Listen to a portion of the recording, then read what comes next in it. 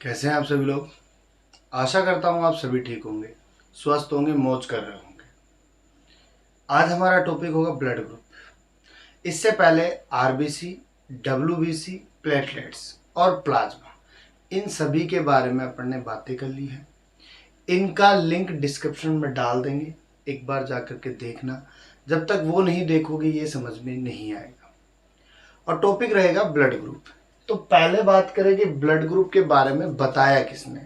तो blood group के बारे में लैंड स्टीनर व डिकास्टेलो ने बताया था। किसने बताया? कॉल लैंड स्टीनर व डिकास्टेलो ने बताया था। और ब्लड ग्रुप की बात करें तो ब्लड ग्रुप जो होते हैं ए, बी और ओ, एक और इन्वॉल्वमेंट करें तो क्या हो जाएगा? A B. तो ब्लड ग्रुप कितने हो गए? 4। A blood group, B blood group, A B blood group और ओ ब्लड ग्रुप। इसमें A blood group, B blood group और A B blood group, A blood group, B blood group और A B blood group की खोज तो किसने की थी? लैंड स्टीनर ने। और डिकास्टेलो ने किसकी की थी? ओ ब्लड ग्रुप की। लेकिन एक शब्दों में बात करें तो ब्लड ग्रुप की खोज किसने की थी? लैंड स्टीनर ने की थी। किसने की थी? लैंड स्टीनर ने की थी। ब्लड ग्रुप पर आए उससे पहले ये पता करें कि ब्लड ग्रुप की जरूरत क्यों पड़ती या ब्लड ग्रुप की नीड कहाँ है। तो देखो, ब्लड ग्रुप की जरूरत तब पड़ती है जब हमें किसी एक व्यक्ति से दूसरे व्यक्ति में रक्त आदान की क्रिया की जाती है तो ब्लड ग्रुप की नीड पड़ती है, अन्यथा ब्लड ग्रुप की नीड नहीं है। दूसरी बात, ब्लड ग्रुप कब दिया जाता है? या तो ब्लड की कमी होने पर, या किसी शल्य चिकित्सा के दौरान, या ऑपरेशन वगैरह के दौरान। जब ब्लड की कमी हो जाती है शरीर से तो किसी से भी ब्लड दे दिया जाता है। लेकिन ब्लड ग्रुप ध्यान हो, सेम ब्लड ग्रुप को ही ब्लड ग्रुप दिया जाता है। ऐसा नहीं है किसी का ब्लड ग्रुप ए है और उसको बी का चढ़ा दिया जाता है, ऐसा नहीं होता है। अगर ब्लड ग्रुप ए है तो उसको ब्लड ग्रुप ए ही चढ़ाया जाता है। ठीक है। तो यहाँ पे देखो, बात करें तो रक्त समूह की बात चल रही थी, तो ब्लड की बात करें तो ब्लड हमने पढ़ा था तो प्लाज्मा और आरबीसी दो भागों में बांटा था। एक तो क्या था? प्लाज्मा। एक क्या था? आरबीसी। प्लाज्मा लिक्विड पार्ट था, ठीक है। और इस लिक्विड पार्ट में क्या बन रही थी? एंटीबॉडी। क्या बनती है? एंटीबॉडी। और वही आरबीसी में अपने पास में कणिकाएं थी और उन कणिकाओं में क्या बन रही थी? एंटीजन। दोनों दो दो प्रकार के होते हैं। एंटीबॉडी स्मॉल ए और स्मॉल बी होती है, एंटीजन कैपिटल ए और कैपिटल बी होता है। ठीक है। यहां बात करें तो इनके अलग अलग होने के पीछे रीजन क्या है? वो इसलिए जहां पे एंटीजन ए होगा वहां पर कभी भी एंटीबॉडी ए नहीं होगी, वहां क्या होगी? एंटीबॉडी बी होगी। क्यों होती है? क्योंकि ये अपने पास में एक शेप्ड है, आरबीसी है, और इस पे कैपिटल ए, ऐसे त्रिभुज के समान क्या पाई जा रही है? एंटीजन ए पाई जा रही है। ठीक है। और उसके सापेक्ष अपन ने क्या बनाई? एंटीबॉडी। एंटीबॉडी की शेप कैसी होती है? वी शेप्ड होती है। कौन सी शेप्ड होती है? वी शेप्ड होती है। और इस वी शेप्ड में आप देखोगे तो ये जो ढांचा बना हुआ है, ये दो कोने दिखाई दे रहे हैं। इन कोनों के अंतर्गत अब कैपिटल ए एंटीजन है तो उसके सापेक्ष क्या बनेगा? स्मॉल बी बनेगा। तो ये जो होता है ना, करोड़ बनता है, अर्थात थोड़ा गोल आकार का बनता है। करोड़ क्यों बना रहे हैं? क्योंकि आसानी से एंटीजन ए इसमें से निकल सके। अगर इसकी जगह ये वाला शेप बना दिया, यानी स्मॉल ए ही रख दिया यहाँ पे, या एंटीजन ए के खिलाफ एंटीबॉडी ए रख दी, तो ये जो त्रिभुज शेप्ड है वो किस में फंस जाएगा? इसमें। अगर इसमें फंसेगा तो क्या आरबीसी मूवमेंट करेगी? क्या नहीं करेगी। तो इससे बचने के लिए क्या बनता है? यहाँ पे कर्व बनता है। क्या बनता है? कर्व बनता है। वैसे ही अगर एंटीजन बी है तो वहां पे कैसे डब्बे होंगे? ऐसे कर्व डब्बे होंगे। और ये कर्व्ड डब्बे होंगे तो इनके लिए एंटीबॉडी कैसे बनेगी? अब एंटीबॉडी ये बन जाएगी। ठीक है। तो जिसमें से आसानी से क्या कर सकेंगे? निकल सकेंगे। ऐसी प्रक्रिया को अगर एंटीजन ए एंटीबॉडी ए के संपर्क में आता है तो वहां पे क्लोटिंग हो जाती है। क्या हो जाती है? क्लोटिंग हो जाती है। ठीक है। इन प्रोसेस को अपन क्या कहते हैं? एंटीजन एंटीबॉडी प्रोसेस कहते हैं। क्या कहते हैं? एंटीजन एंटीबॉडी प्रोसेस कहते हैं। किसके लिए? केवल इनके बचाव के लिए। ठीक है। अब बात करें रक्त में कितने प्रकार की तो एंटीजन और कितने प्रकार के एंटीबॉडी, तो 2 प्रकार के एंटीजन और 2 प्रकार की क्या है एंटीबॉडी। अब ब्लड ग्रुप तो 4 है, तो देखो टेबल बनाते हैं। ब्लड ग्रुप एक साइड में लिखते हैं antigen in RBC, antigen in RBC. दूसरा क्या लिखेंगे एंटीबॉडी इन प्लाज्मा। ठीक है, अब देखो ये जो ब्लड ग्रुप है वो 4 है, A blood group, B blood group, A B blood group और ओ ब्लड ग्रुप। समझ रहे हो बात? Blood group A, blood group B, blood group A B और ब्लड ग्रुप ओ। अब मैंने क्या बताया कि जहां एंटीजन ए होगा वहां पर एंटीबॉडी ए नहीं होगा, तो यहां पर एंटीजन इन आरबीसी में क्या है कैपिटल ए, तो ए है तो एंटीबॉडी क्या रहेगी यहां पे स्मॉल बी, क्या रहेगी स्मॉल बी। वहीं अगर ब्लड ग्रुप बी है और एंटीजन क्या है कैपिटल बी है, तो यहां पे क्या रहेगा स्मॉल ए। अब अगर ए बी की बात करें तो यहां एंटीजन क्या है ए और बी, तो क्या एंटीबॉडी होगी क्या नहीं होगी। क्यों नहीं होगी, दोनों फंस जाएंगे एक जगह, और फंसेंगे तो सीधी सी बात है कौन सा प्रोसेस होगा एंटीजन एंटीबॉडी प्रोसेस, क्लोटिंग होगी ना। तो यहां पे हम क्या कर दें डैश डैश, यहां पर किसी भी प्रकार की एंटीबॉडी नहीं पाई जाती है। वहीं अगर यहां बात करें तो अब यहां पे देखो एंटीजन ए और बी है, ठीक है, तो यहां पर किसी भी प्रकार के एंटीजन नहीं पाए जाते हैं, यहां एंटीबॉडी ए और बी दोनों पाई जाती है। अगर यहां एंटीजन ए और बी पाया जाएगा तो दोनों के अंतर्गत टकराव रहता है, क्या रहता है टकराव रहता है, फिर इसके सापेक्ष एंटीबॉडी क्या डालेंगे। समझ रहे हो बात को? तो यहां एंटीजन नहीं पाए जाते हैं, यहां एंटीबॉडी पाए जाते हैं, वहां एंटीबॉडी नहीं पाए जाते हैं तो एंटीजन पाए जाते हैं। ठीक है, तो ये क्या हो गई ब्लड ग्रुप। तो आपसे पूछे ब्लड ग्रुप ए में एंटीजन कौन सा ए, एंटीबॉडी कौन सी बी, ब्लड ग्रुप बी में एंटीजन बी और एंटीबॉडी क्या ए, ए बी के अंदर एंटीजन क्या ए बी, एंटीबॉडी एक भी नहीं, ओ में एंटीजन कोई नहीं और एंटीबॉडी 2 रहेंगी। अब यहां पे देखो इन्हीं ब्लड ग्रुपों को आधार मान करके चले कौन सा किसको दे सकता है और कौन सा किससे ले सकता है। तो देखो यहां देखो अपन लिखते donor, donor blood group, donor का मतलब देने वाला। दूसरा बात करें रिसिप्टर, रिसिप्टर ब्लड ग्रुप का मतलब हो गया लेने वाला। ठीक है, तो देखो यहां पर वही 4 लगा लो आप, blood group A, blood group B, blood group A B और ब्लड ग्रुप ओ।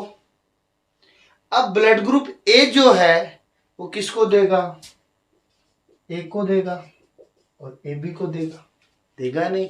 देने वाला कौन है, लेने वाला कौन है, ए बी ले सकता है और ए बी भी ले सकता है। वहीं ब्लड ग्रुप बी है तो ये किसको देगा बी को, किसको ए बी को। देने वाला कौन है बी, लेने वाला कौन है बी और ए बी। ए बी की बात करें तो ये केवल किसको ए बी को।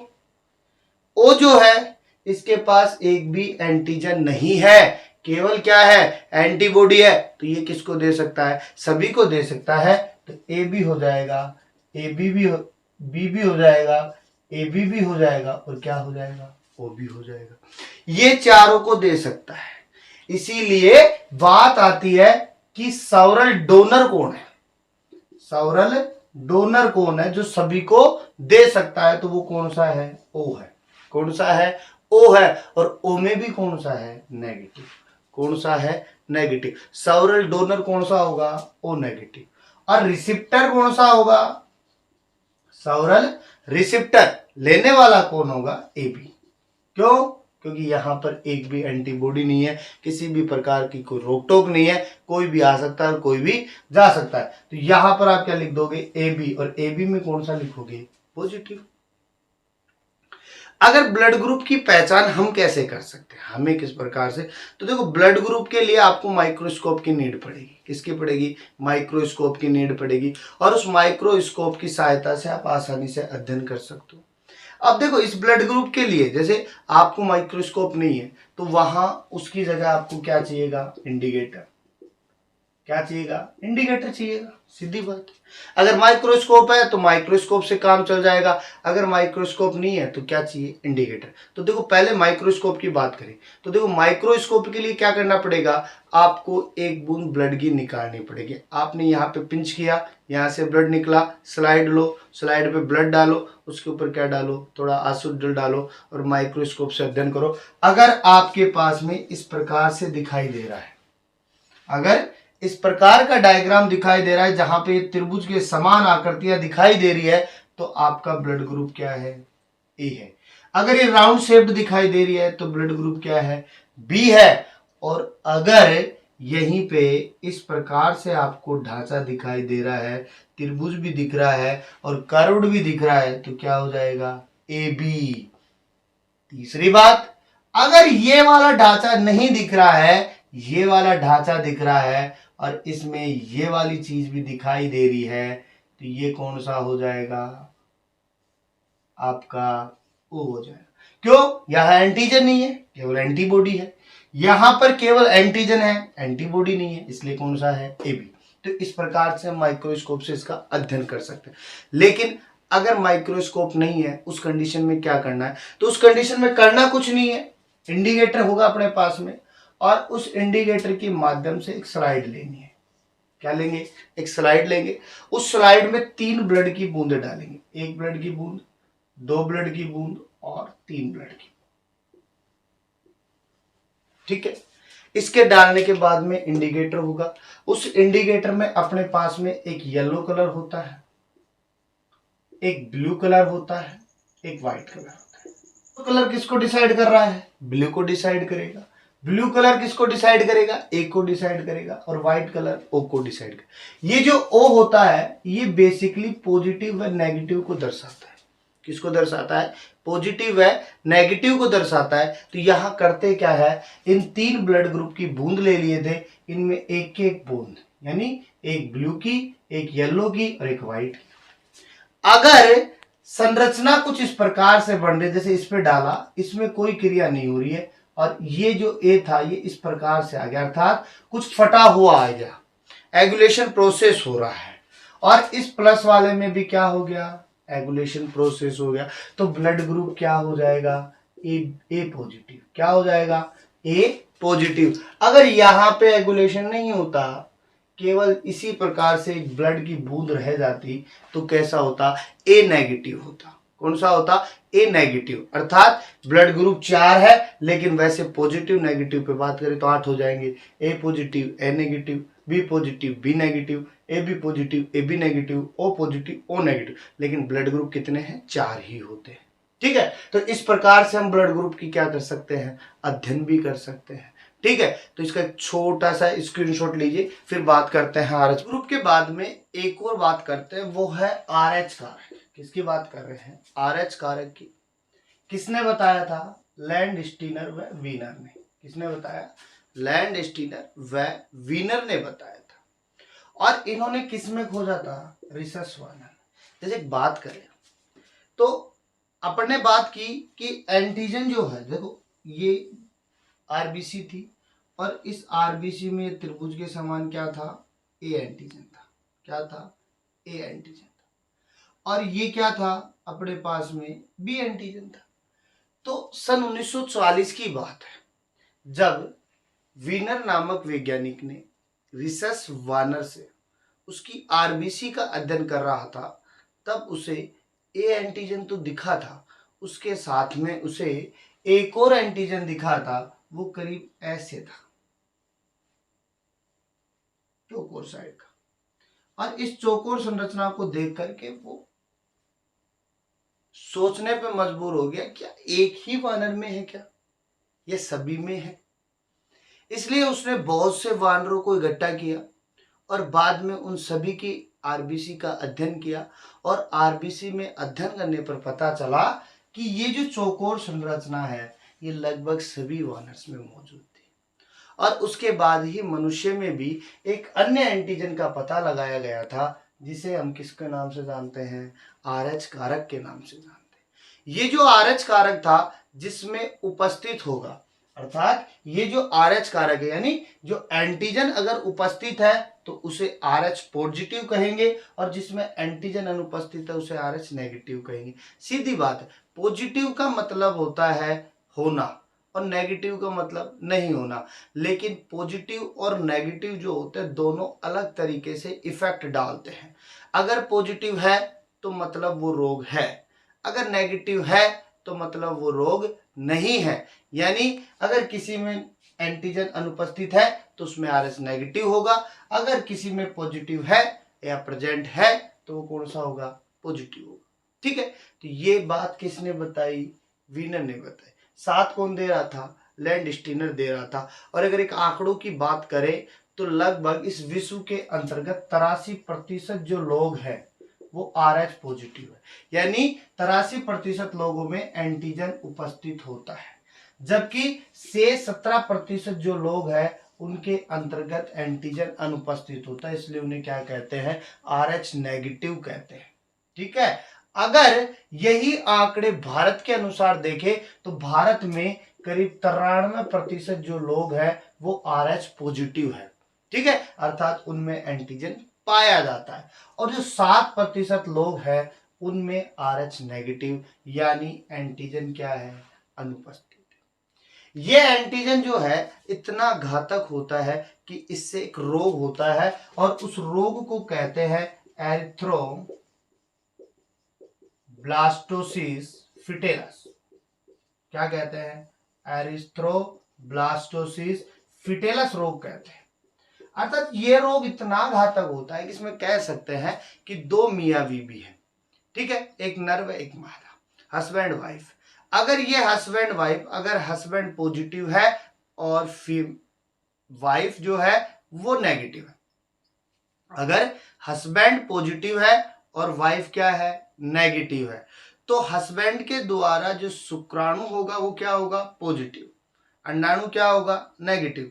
तो पॉजिटिव किसको निषेचित करेगा, नेगेटिव को, और इनकी जो पहली संतान होगी वो तो सुरक्षित होगी। लेकिन अगर इनकी दूसरी संतान की बात करें तो वो जो होगी या तो गर्भ में ही मर जाएगी या पैदा होने के बाद मर जाएगी, अर्थात उसे कौन सा रोग हो जाएगा, एरिथ्रोब्लास्टोसिस फिटेलस रोग हो जाएगा। यानी अगर मैं सीधे शब्दों में बात करूं, अगर हस्बैंड का ब्लड ग्रुप क्या है, पॉजिटिव, और वाइफ का ब्लड ग्रुप क्या है, नेगेटिव, अगर बच्चे का ब्लड ग्रुप पॉजिटिव है तो सीधी सी बात है होने वाली जो संतान होगी दूसरी, उसको कौन सा रोग होगा, एरिथ्रोब्लास्टोसिस फिटेलस। क्यों, क्योंकि मादा के अंतर्गत बच्चे को पोषण देने का जो काम है वो किसके द्वारा किया जाता है, प्लेसेंटा के द्वारा। किसके द्वारा, प्लेसेंटा के द्वारा। तो उसके अंतर्गत ब्लड्स का क्या होता है, थोड़ा बहुत आदान प्रदान होता है, जिससे उनमें ये थोड़ा सा ब्लड क्या होगा, मिश्रित होगा। तो पहले वहां पे एंटीबॉडी नहीं थी, लेकिन जब दोबारा वही बच्चा जब दोबारा गर्भधारित होगी तो एंटीजन और एंटीबॉडी दोनों में क्या होगी, क्रिया होगी, और वो क्रिया बाद में बच्चे के लिए क्या होगी, घातक होगी। अगर यही, लेकिन आजकल क्या किया जाता है, अगर माता का ब्लड ग्रुप नेगेटिव है और बेबी का ब्लड ग्रुप पॉजिटिव है तो उस दौरान एक टीका लगाया जाता है जिसे एंटी डी का टीका कहते हैं। और ये जो टीका होता है करीब 72 घंटों के अंदर अंदर लगवाना होता है, और ये जो टीका होता है हमेशा फीमेल के लगता है, अर्थात माता के लगता है। ठीक है, तो ये जो 72 घंटों से जो पहले टीका लगाया जाता है वो कौन सा होता है, एंटी डी होता है। तो ये जो एंटी डी होता है बन रहे एंटीबॉडी को क्या कर देता है, नष्ट कर देता है, तो होने वाली जो संतान होती है वो सामान्य होगी। ठीक है, तो इस प्रकार से RH कारक की भी क्या की गई थी, खोज की गई थी। अगर इसको दूसरे तरीके से समझना चाहें तो हम ये भी कह सकते हैं, अगर कोई इंसान है दूसरे को ब्लड ग्रुप दे रहा है तो देने वाला जो है वो पॉजिटिव है, लेने वाला क्या है, नेगेटिव है। तो पॉजिटिव ने किसको दे दिया, नेगेटिव को दे दिया है, लेकिन लेने वाले के कुछ नहीं हो रहा है, और देने वाले के कुछ नहीं होता है, लेने वाले के क्या होगा, बहुत कुछ हो जाएगा, क्योंकि वहां पर एंटीबॉडी बन जाएगी। और अगर दोबारा से उस लेने वाले को ब्लड की जरूरत है और वापस से अगर पॉजिटिव वाला ब्लड चढ़ा दिया जाता है तो उसके अंतर्गत एंटीबॉडी पहले से थी, एंटीजन चला गया तो आसानी से क्या हो जाएगी, क्लोटिंग होना स्टार्ट हो जाएगी और उसे कौन सा रोग हो जाएगा, एरिथ्रोब्लास्टोसिस हो जाएगा। तो आसानी से उसकी क्या हो जाएगी, मृत्यु हो जाएगी। तो इस प्रकार कौन होता है, आरएच कारक। इसीलिए ब्लड ग्रुप जो होता है और ब्लड जो चढ़ाया जाता है वो बहुत ही ध्यान से चढ़ाया जाता है, वेरीफाई करके ही चढ़ाया जाता है।